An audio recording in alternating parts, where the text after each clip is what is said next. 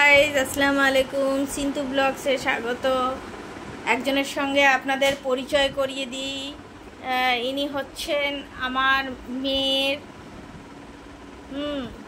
সন্তান। এনাকে আমার মেয়ে নাম দিয়েছেন রুদ্রবাবু।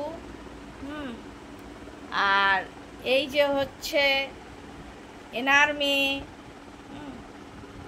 আমি এইবার এই নিয়ে চিড়িয়াখানায় বাস করব আমার মেয়েকে নিয়ে। আচ্ছা, আমার মেয়ে এর নাম দিয়েছে এলসা। আমি জানি না এই নামগুলো কোথা থেকে পায়, বলার মতো নয়। আচ্ছা, আর আরেকটা হচ্ছে ইনি কি টুটু। হ্যাঁ,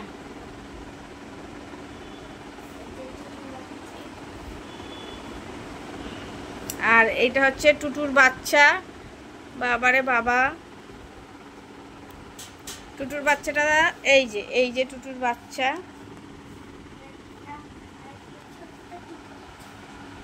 আর এটা হচ্ছে কিউই।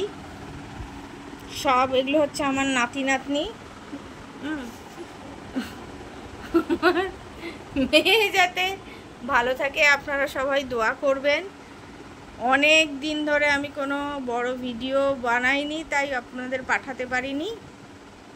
আজকে পাঠালাম অনেক দিন পর। আজকে শরীরটা একটু রিলিফ লাগছে, তাই পাঠাচ্ছি। বারবার দেখাচ্ছি।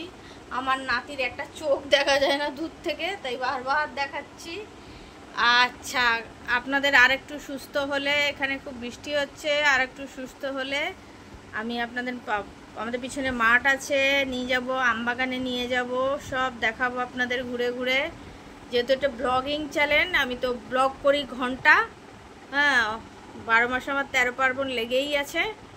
তো আজকের মতো এইটুকুই থাক। আবার ওর চোখ দুটো ভালো করে দেখাচ্ছি, ওর চোখ আছে।